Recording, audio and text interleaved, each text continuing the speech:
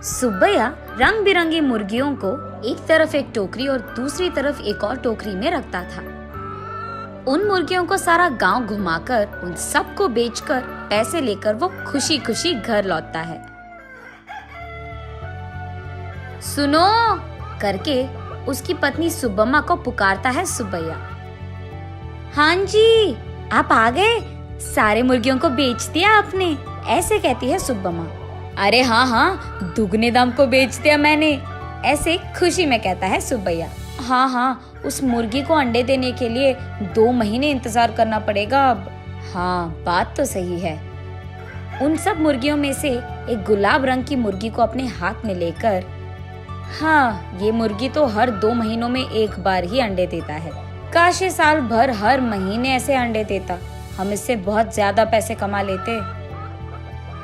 ये कहकर उस मुर्गी को वही जमीन पे छोड़ देता है सुब्बैया। चलो छोड़ो जी, इसी मुर्गे के वजह से तो हम कुछ तो भी कमा पा रहे हैं, अब उसी से काम चलाना होगा।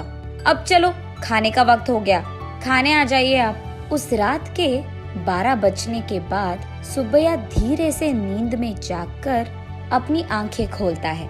उसके बगल में मौजूद सुब्बम्मा गहरी नींद में थी। इसी को मौका मानकर सुब्बैया धीरे से एक चाकू को लेकर बाहर जाता है।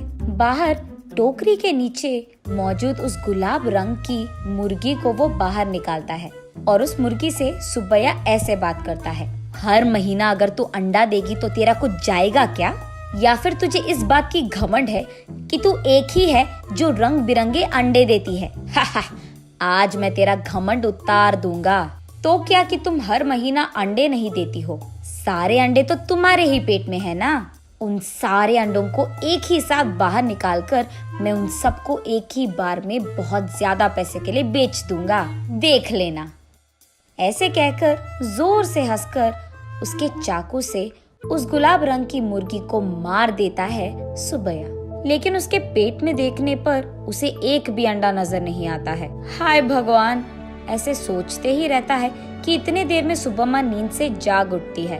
वहाँ आकर उसके पति के किए को देख, अरे भगवान, ये तूने क्या कर दिया? मैंने सोचा कि सबकी तरह तुम मूर्ख नहीं हो, पर तू तो वही निकला। अरे रे, इतनी अच्छी पैसे देने वाली मुर्गी को तूने जान से मार दिया। अरे रे, सोने की बतख की कहानी कभी सुनी नहीं है क्या तुमने? हाय भगवान, ये मेरे पति ने क्या कर दिया? तुझे लालची बनने की क्या जरूरत थी? ऐसे वो रोती रहती है कि इतने में ए सुनो, क्या कर रही है तू? सुब्बम्मा, सुब्बम्मा उठो, क्या हो गया तुझे? सोते हुए इतनी जोर से चिल्ला रही है, पागल हो गई है क्या? नींद से जागकर सुब्बम्मा परेशान होकर अपने पति की ओर देखती है। उसे कुछ नहीं समझ आता है। वो तुरंत बाहर जाकर टोकरी के नीचे बैठे उस मुर्गी को भी देखती है। वो मुर्गी तो हमेशा की तरह सही सलामत थी। ये देख सुब्बम्मा अंदर आकर, ओह, ये सब सपना था, मैंने तो सच सोच लिया था इसे, ऐसे कहती है सुब्बैया से। क्या सपना, क्या सच की बात कर रही है? आधी रात को मुझे उठा दिया तूने अच्छी नींद से। चल जाओ, सो जाओ अभी, कहता है सुब्बैया। अरे जाइए ना आप भी, मुझे तो बुरा सपना आया कि आपने उस मुर्गी को जान से मार दिया, क्योंकि आप लालची बनकर उसके पेट में मौजूद अंडों को निकालना चाहते हैं। मैं कितनी घबरा गई पता है आपको? मुझे क्या पता था कि वो सपना है, मैंने तो आपको बहुत डांट लिया, ऐसे कहती है। हाँ हाँ, ठीक है ठीक है, वैसे मैं उस मुर्गी को क्यों मार डालूंगा, मैं क्या पागल हूँ? वैसे मुझे तो हमारा अतीत बहुत अच्छी तरह से याद है। आज अगर हमें चैन की नींद मिल रही है तो वो उस गुलाब रंग की मुर्गी के वजह से ही है, उसको मैं क्यों मार डालूंगा? चलो सो जाओ अभी, तुम और तुम्हारे सपने। ऐसे कहकर सुब्बैया सो जाता है। लेकिन सुब्बम्मा वही बैठकर अतीत में चले जाती है। एक समय में सुब्बम्मा और सुब्बैया दोनों मुर्गियों का व्यापार करते थे। सुब्बम्मा कुछ मुर्गियों को अपने घर के पास ही रखती थी।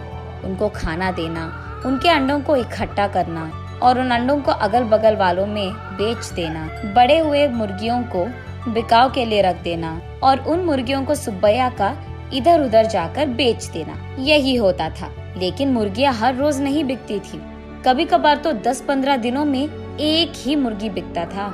इसी कारण सारा गांव घूम घूम कर थक कर घर आता था सुब्बैया। कभी कभार तो उन मुर्गियों को दाना डालने के लिए भी सुब्बैया और सुब्बम्मा के पास पैसे नहीं थे। तब एक दिन सारा दिन घूमकर थके हारे सुब्बैया उसके घर लौटता है। घर आकर वो बरामदे में बैठता है और उसके बगल में सुब्बम्मा खड़ी रहती है। क्या आज भी एक भी मुर्गी नहीं बिकी? वो ऐसे पूछ ही रही थी कि वहाँ एक साधु आता है। माता, खाने के लिए कुछ दे दो, ऐसे पूछता है। थका हुआ सुब्बैया, ए साधु, हमारे पास ही खाने के लिए कुछ नहीं है, अब तुम्हें क्या दे? अगर चाहिए तुम्हें तो हमारे पास बहुत सारे मुर्गियां हैं, एक लेकर जाओ, ऐसे कहता है। तब साधु छोटा सा हंसी एक देकर, मुर्गी का मैं क्या करूँगा बेटा, मैं मांस नहीं खाता हूँ, मेरे पास ही एक मुर्गी है, इसको तुम ही पालो, ये लो।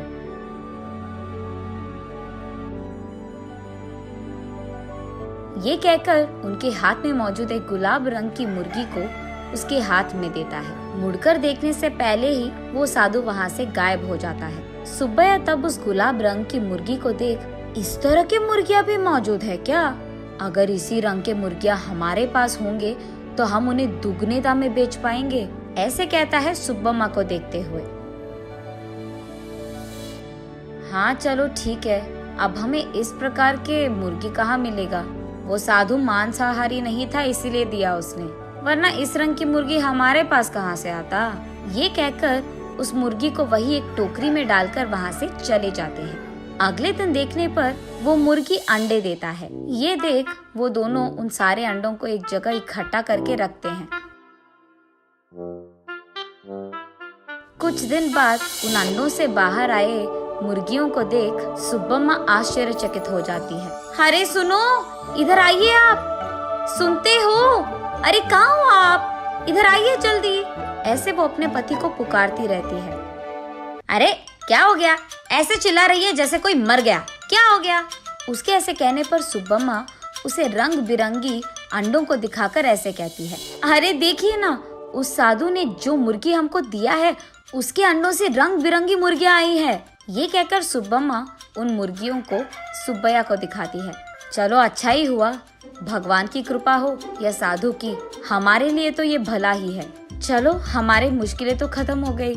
आज ही मैं इन सारे मुर्गियों को बाजार में दुगने दाम पर बेचकर उन पैसों के साथ घर लौटूंगा। सुब्बैया जो रंग बिरंगे मुर्गियों को लाता है वहाँ के गांव वाले कभी नहीं देखे थे। इसी कारण गांव वाले सारे बहुत उत्साह से हमें चाहिए तो हमें चाहिए ऐसे एक दूसरे में बहस करते हुए सुब्बैया के पास जाते हैं।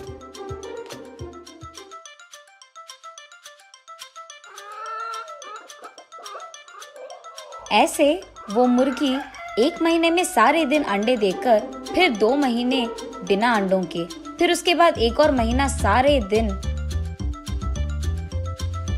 अंडे देते हुए रहती थी। अब उन्हीं महीनों में सुब्बैया भी अंडों को जमा करके उन्हें बाजार में बेचता था। ऐसे ही कुछ ही दिनों में पति पत्नी दोनों कमाए हुए पैसों के कारण चैन की नींद सोने लगते हैं। सुब्बम्मा वापस होश में आकर, ओह अब याद आया, सुबह मैं सोच रही थी कि ये मुर्गी साल भर अंडे क्यों नहीं देती है, शायद उसी कारण ऐसा बुरा सपना आया मुझे। ये सोचकर वापस गहरी नींद में सो जाती है सुब्बम्मा।